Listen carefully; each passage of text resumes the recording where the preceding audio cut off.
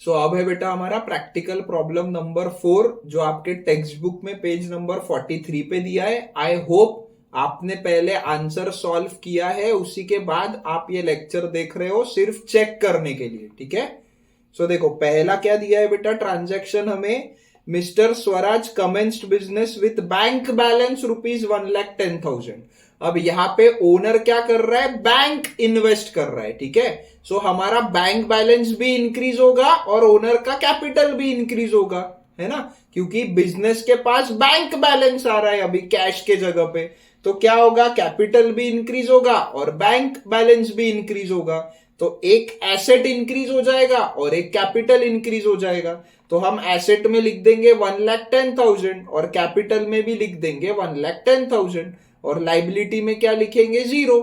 So 1,10,000 is equal to 0 plus 1,10,000 और इसका total लिख देंगे 1,10,000 इज इक्वल टू 0 प्लस 1,10,000।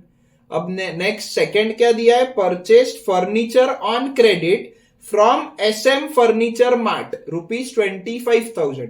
हमने फर्नीचर खरीदा उधार पे, किससे, SM फर्नीचर मार्ट नाम की दुकान से।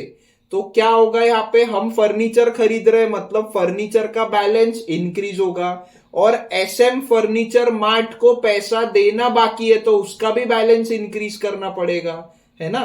तो फर्नीचर का बैलेंस इंक्रीज होगा। अब फर्नीचर हमारी प्रॉपर्टी है, हमारा एसेट है, तो एक इफेक्ट हो गया कि भाई एसेट को इंक्रीज कर दो। दूसरा इफेक्ट हो गया SM फर्नीचर मार्ट नाम की जो दुकान है, नाम का जो लीगल पर्सन है, उसको हमें पैसा देना बाकी है, पेएबल है, मतलब क्या है, लाइबिलिटी है, परफेक्ट। सो एक एसेट इंक्रीज होगा और एक लाइबिलिटी इंक्रीज होगी। सो हम एसेट के कॉलम में लिख देंगे 25,000, लाइबिलिटी के कॉलम में लिख देंगे 25,000 और कैपिटल में क्या लिखेंगे बताओ, 0। So 25,000 is equal to 25,000 plus 0 और टोटल करेंगे। So 1,35,000 is equal to 25,000 plus 1,10,000 आ जाएगा, ठीक है। नेक्स्ट देखो, bought goods on credit from Yuvraj ₹15,000। हमने युवराज नाम के पर्सन से उधार में गुड्स खरीद के लाया तो हमारा स्टॉक इंक्रीज हो जाएगा और युवराज को पैसा देना बाकी है तो उसका भी बैलेंस इंक्रीज हो जाएगा। तो स्टॉक इंक्रीज होगा तो एसेट इंक्रीज हो जाएगा और युवराज को पैसा देना बाकी है क्योंकि हमने उससे उधार में खरीद के लाया तो हमें पेएबल है, मतलब लाइबिलिटी इंक्रीज हो जाएगी। तो एक एसेट इंक्रीज होगा और एक लाइबिलिटी इंक्रीज होगी। तो एसेट में लिख देंगे 15,000, लाइबिलिटी में लिख देंगे 15,000, कैपिटल में लिख देंगे 0। So 15,000 is equal to 15,000 plus 0, total करेंगे तो आएगी 1,50,000 एसेट की टोटल, लाइबिलिटीज की 40,000 और कैपिटल की 1,10,000, ठीक है। नेक्स्ट देखो, परचेस्ड मशीनरी ऑफ ₹10,000। हमने 10,000 रुपीज की मशीनरी परचेस की, मशीनरी खरीद के लाए। अब यहाँ पे सिर्फ इतना ही दिया है, बाकी कुछ भी नहीं दिया है, मतलब हमने कैश में पेमेंट किया, ये हम अज्यूम करते हैं, ठीक है। मशीनरी खरीद के लाए तो भाई बदले में पेमेंट भी तो करना पड़ेगा, बिजनेस कर रहे, कोई फ्री में यहाँ बिजनेस में कुछ नहीं होता है, ठीक है। तो मशीनरी का बैलेंस बढ़ेगा और कैश का बैलेंस कम होगा। दोनों भी हमारे लिए क्या है, प्रॉपर्टी है, लेकिन मशीनरी नाम का एसेट उसका बैलेंस बढ़ेगा और कैश नाम का एसेट उसका बैलेंस कम होगा।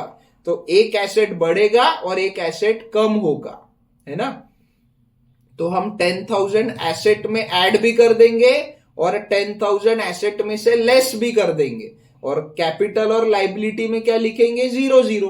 तो 10,000 माइनस 10,000 मतलब ही 0 इज इक्वल टू 0 प्लस 0 और इसकी टोटल निकालेंगे तो जो ऊपर आई है वो यहां पे आएगी। क्यों, क्योंकि ये तो 0 0 हो गया ना, है ना। अब नेक्स्ट, पेड इलेक्ट्रिसिटी बिल ₹3,500। हमने इलेक्ट्रिसिटी बिल का पेमेंट किया, ये हमारा एक्सपेंस है या इनकम है, एक्सपेंस है। एक्सपेंस है तो बेटा कैपिटल की बात आ गई, एक्सपेंस है तो ओनर के लिए अच्छी बात है या बुरी बात है, बुरी बात है, तो उससे क्या होगा, कैपिटल बढ़ेगा या कम होगा, कम होगा, एक बात। दूसरा इफेक्ट है कि हमने क्या दिया, पैसा दिया। यहां पे क्या लिखा है, पेड, मतलब हमने पैसा दिया, पैसा दिया, तो कैश इंक्रीज होगा या डिक्रीज होगा, डिक्रीज होगा। सो कैश भी कम होगा और कैपिटल भी कम होगा। अभी कैश हमारा एसेट है ना, तो एक एसेट कम होगा और कैपिटल कम होगा।